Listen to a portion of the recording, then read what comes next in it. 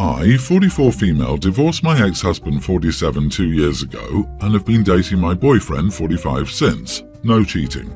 My ex and I fought a lot, but the divorce was less litigious than expected. My ex-husband, James, and I were married for 21 years. In Massachusetts, I, as his ex-spouse, could stay on his group health insurance. In addition, the judge ordered that since I stayed home to raise our 4 kids, 21 male, 19 female, 18 male, teen male, I get alimony for life, or until only I, not my ex, remarried. In terms of health insurance, I'd lose it if either James or I remarried. However, James has been very open about the fact that he hates the idea of marriage or marrying again even more than he hates me still being covered under his health insurance policy. His exact words were, "Well, luckily for you, it's not emotionally or financially cost-effective for me to marry just to get you off my health insurance." For the entire length of our marriage, part of the reason I didn't work is because my ex is a doctor, and after doing calculations, we realized I'd never make enough even to get close to covering the childcare costs for 4 kids. I checked and saw that if I'd continued my administrative job, I'd be making $17 an hour today. I have no chance of making even that now. My boyfriend and I are very much in love. In many ways, I wish I'd met him first. He's empathetic, and unlike my ex, he values work-life balance instead of running between private practice and the psych ward at a county hospital to work 24/7. However, my boyfriend and I don't live together, and besides small presents to each other, we pay for ourselves. Things were good, but my boyfriend changed after I had a pregnancy scare. He said that if I got pregnant again, he wanted us to be living under one roof and not like 2 divorced parents. So he proposed. I was upset but had to turn it down because, love aside, this was my health insurance and only source of income on the line. I didn't understand why my boyfriend was so upset and didn't understand. He's a case manager at a non-profit and we'd be living on half the income I'm currently living on if we take out child support, which is bound to create tension on both sides. Am I the idiot? I just want to add that we cannot move in together either, as the archaic family court laws would see that and assume that my boyfriend and I would be sharing finances or that I would be supported by my boyfriend by the fact of us moving in together. If I could move in with him and not lose my benefits, we'd be doing so. You're not an idiot, but let's summarize your situation. You've chosen a check from your ex over the love of your boyfriend. You do you, but your boyfriend is right to be angry, and if it were me, I'd leave your butt rather than play the game of how can I get the love of one man and the money from another. That's BS. Stay-at-home mom? All the kids are in school or college. LOL, you're alone during the day. I'm not trying to be rude with this question, but what do you do all day? Why not go back to school, get training, get a job? If your ex dies or becomes disabled and unable to pay alimony, you will be screwed. If your boyfriend is employed and has health insurance, when you get married, his health insurance will then be updated to cover you and your kids. Why not go back to school, get a job? Because that would require effort, and she thinks raising kids is worth a lifetime of alimony payments, even though everyone else, including her ex-husband, has to continue working. The kicker? She left him and still thinks this way. She's getting a free check and health insurance, something millions of Americans struggle with. In Massachusetts, she also gets a cut of his retirement funds. Since he's a doctor, she's likely all set. Jesus, don't get divorced in Massachusetts. My buddy was moving from Texas to Massachusetts. He mentioned to me that he was considering divorcing his wife after he moved there with her. I told him to get it done in Texas rather than Massachusetts if he wanted to have a future. Boy, I love how she tries to play the victim, blaming archaic family court laws for not being able to move in with the boyfriend. The laws are the reason OP's sole income is alimony and child support, and she never has to get a job. She raised his kids and kept his home and life together for 21 years while he pursued a successful career. She fully supported his success. It was not a punishment for him to pay alimony. Alimony is awarded when a court determines that's her fair share of the life she worked for their family to have.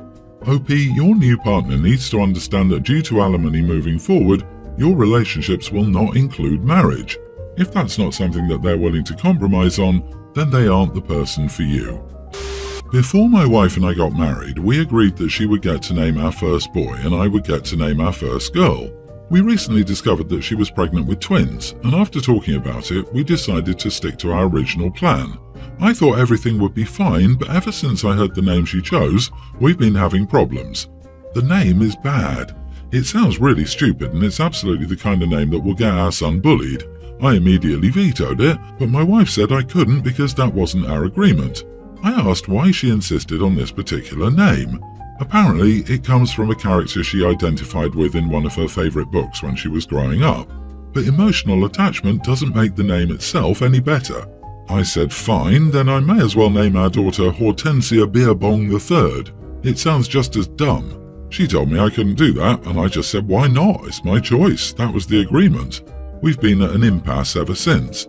Now, I'm not actually going to name my daughter that, and I'm pretty sure my wife knows that too. I was just trying to help her see the mistake she was making, but she's not listening to reason. Recently, she started hinting she might just take off around her due date and give birth somewhere without me and my naming input. I think that's uncalled for, but I've got a week-long business trip that I can't get out of about a month before she's due, and I'm worried she'll take the opportunity to disappear until after the twins are here. I've told my brother to keep an eye on her while I'm gone, but it's not like he can watch her 24/7. I think her name choice is dumb and will cause problems for our son, and she thinks I'm being controlling and overdramatic. Neither of us is willing to back down, but with her hints about skipping town for the birth, I've been wondering if things have gone too far. Am I the idiot? Everyone's the idiot here. You and your wife have more issues than just naming the children. For her to threaten to take off and have the birth without you, and name the children to spite you, and then you escalating by asking your brother to watch her, is not a good indicator for the health of your marriage. For many couples, naming their children 2 yeses is a win, a single no cancels that choice. You both should agree on the names. How old are you both? 11 and 12? Because that's the vibe I'm getting. Who makes a deal like this? I hope Megatron Jacob Edward and Hortensia Beerbong III have a good support network outside of you two that can handle the responsibility of raising a child. Counselling. Immediately. Frequently. Hopefully you can untangle this mess before you bring kids into it. I, female 29, met up with a friend of mine, female 27, at a cafe for lunch today at a new spot we'd not tried before. The atmosphere was lovely and it was so nice to catch up, but after lunch, she texted me about an interaction I had and said that it had made her uncomfortable, so I'm coming to the internet for judgment. The cafe was order at the counter, so I went up and ordered and paid for both my friends and my food and drinks. Everything went the same as at any other cafe and I returned to our table. A few minutes later, a waitress, female 30s, brought over our coffees, and it was clear that she had Down syndrome. This was no issue. I think it's lovely that she can find work and is comfortable in the cafe environment. When the waitress set down our coffees, she said to me, "I made these all by myself," and was quite proud of her demeanour. I told her verbatim, "Thank you, they look fantastic, well done." The waitress then walked away and my friend and I enjoyed the rest of our lunch. Only after lunch did my friend text me, telling me that I was rude and condescending to the waitress and she felt ashamed to have gone out with me. I was quite surprised, so I asked what she meant, and she texted me, "You treated her like a child. If she didn't have Down syndrome, you wouldn't have said, 'well done.'" This was so rude and I cannot believe I have a friend who is so discriminatory. I texted back that I had no intention of being condescending, but that the waitress was quite proud of her work, demonstrated by her telling me that she'd made the coffees all by herself, and I just wanted to congratulate her on her hard work. My friend just sent back, "It isn't your place to congratulate her." She's since blocked me. I spoke to my husband, 30, about it, and he says that I did the right thing because I encouraged the waitress, but I need more convincing based on my friend's reaction. So, was I the idiot? Not the idiot. Tell your friend there's something called reading the room, and that reactions are tailored to individual circumstances. It sounds like the waitress was pleased with your reaction and took it as a well-meaning compliment as you intended. Get a new friend. The old one lives in a weird place where being nice is condescending. If OP hadn't said anything encouraging to the server and just said thanks nonchalantly, I bet that same friend would turn around and say that OP was rude and inconsiderate to the server. That kind of person just finds fault in everything and wants to start drama. Your friend is damn charming ultra soft. My dad is getting married in the winter. When he gets married, he'll have a young grammar school aged stepdaughter, Luna. And this whole post is about my dad and his fiancée thinking my maternal grandparents should give his stepdaughter a gift to wear to the wedding. My mom died 4 years ago and she and dad were still married, and he still has some contact with her family. But since I moved out last year, it's been less than when I lived there. I'm a 19-year-old female, by the way. So what happens is my grandparents brought me this really sweet locket for my birthday. My dad and his fiancée were living together at the time and they brought me out to dinner to celebrate. Luna also heard her mom talking about my locket and who bought it for me. Luna was suddenly excited and talking about how they were about to be her grandparents too and if they would buy her one. My dad said they probably would and we'd ask them, meaning he and I would. I looked at him like he was crazy, but he ignored me. He did ask my grandparents later and they said no. They even asked him why they would buy her something. They have no relationship with her and will likely only see her occasionally. He was cranky with them for their response, but I was like, yeah, that makes sense to me. So my grandparents helped me and my friends move into an apartment together over the summer. They also helped us get set up with some stuff. This bothered my dad's fiancée a lot because they are yet to meet her or Luna and have made no effort to do anything for Luna's birthday. So she and my dad told them they would be invited to the wedding, which they must accept, and they must give Luna something sweet before the wedding to symbolize her being adopted as a grandchild by them. Now again, these are my mom's parents, not my dad's. My grandparents told them it would not be happening. Fast forward and my dad and his fiancée have complained about it constantly. My grandparents warned me that drama was going down over their refusal. My dad and his fiancée said I should talk to my grandparents and tell them to knock it off and to treat my sister better than they are. I told them that they shouldn't be such greedy idiots and that I would not ask my grandparents that. I told them Luna wasn't my sister, and even if she was, it wouldn't obligate my grandparents to do anything for her unless they were my dad's parents. We got into an argument over me calling them greedy idiots. They were offended and told me I was an idiot to say that about Luna too. Am I? Not the idiot. Your dad and his fiancée are insane. In what world did they think your grandparents owe Luna anything or are anything to Luna? They are greedy. Yes, you are also correct. This girl is not your sister, dad is not married yet, you're an adult and won't live under their roof.